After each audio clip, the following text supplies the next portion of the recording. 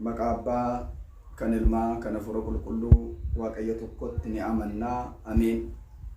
Maatiiwwan Waaqayyoo biyya keessaa biyya alaa iddoo dhiyoodhaaf iddoo fagoo kan jirtan hundumtuu maqaa Waaqayyoon nagaan sin gaafadhaa. Attam jirtu?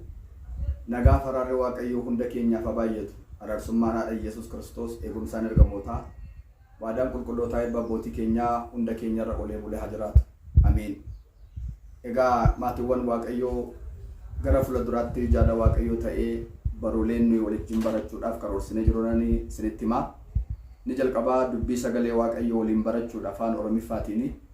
Egaa isa kana jalqabeetan jira waan ta'eef warri hordoftanii agartaniitu ta'a. Kan biraan immoo qophiileen addaa kan nuti waliin barannu kana beektuu laata mazuree jedhuun waliin baranna. Inni kan biraan kan dubbisnerraa, kan dhageenyarraa kan jedhuu fi qophiilee garaagaraa wal duraa duubaan tartiibessee akka mijatutti isiniif qabadhee dhiyaachuu yaaleera. Kanneen keessa harragaa waa'ee kanaa beektuu laata mazuree jedhuun isiniin qabadhee dhiyaadhe nafaana turaa Waaqayyo hanga dhumaatti nu haa geggeessu. Waa'ee kanaa beektuu laata jedhee har'a kanan isinii qabadhee dhiyaadhe namni jalqabaa abbaan keenya Addaam, haati keenya Hewaan lamaan isaanii keessaatii eenyutu dura uumame beektuu laata kan jedhuun jalqabna. Egaa haati keenya abbaan keenya Addaamis haati keenya Hewaanis lachanuun isaanii ol faana uumaman ol duraa duuban qabanii beektuu laata. Addaam gaafa uumame nama waggaa meeqaa ture? Hewaanoo nama waggaa meeqaa turte beektuu laata. Addaam gaafa uumame dargaggeessa waggaa 30, haati keenya Hewaan immoo dargaggeetti waggaa 15 ta'anii uumamanii turan beektuu laata.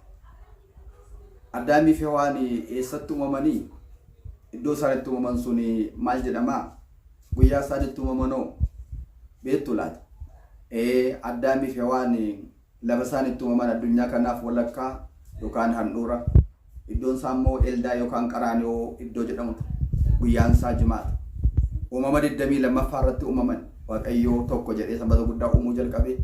Jimaata uumama 22 xumura irratti Waaqayyo nama uume. Uumama kana Waaqayyo yeroo uume akka sadiitti uume beektuu laata. Callisuudhaan, abboomuudhaan, harka isaan tolchuudhaan uume beektuu laata. Callisuudhaan kan inni uume akka ergamoota Waaqayyo yeroo ta'an, abboomiidhaan kan inni uume immoo samiif lafa yeroo ta'u, harka isaan tolchee kan inni uume immoo Addaamii fi Hewaanidha beektuu laata. Addaamiidha beektuu laata. Addaam uumamee gara gannataatti yoom geeffame beektuu laata.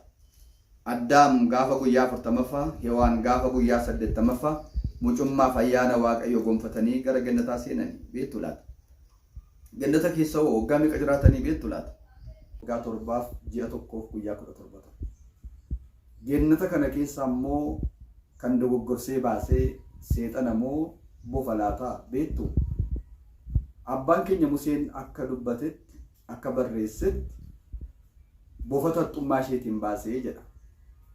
Namoonni baay'een yeroo barsiifnu immoo seexana jedhu. Iccitiinsaa garuu maalidha beektuu laata.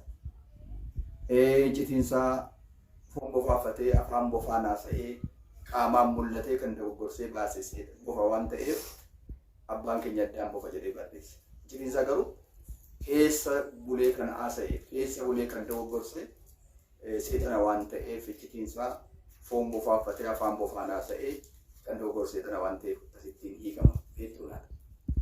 Addaamii fi Hewaan gannata keessa erga ba'anii booda immoo bakka isaan jiraatan maal jedhama beektuu laata. Bakka isaan jiraatan Eldaa yookaan Qaraaniyoo iddoo jedhamudha beektuu laata. Addaamii fi Hewaan gannata keessa erga ba'anii booda immoo ijoollee meeqa godhatanii beektuu laata. Ijoolleen lakkuu 30, ijoollee 60 godhatan. Lakkuu 30 keessaa lakkuun 15 qajeeltota, 15 immoo jalloota. Haaluma kanaan lakkuun jalqabaadha Qaayiliif Hawwaa, lakkuun lammaffaadha Abeeliif Haqleemaa yookaan Luut jedhamu beektuu laata. Isa kan biraa itti fufnaa Waaqayyo nama guyyaa lammaffaa irratti ol arguu haa taasisu. Galanni Waaqayyoof haa ta'u.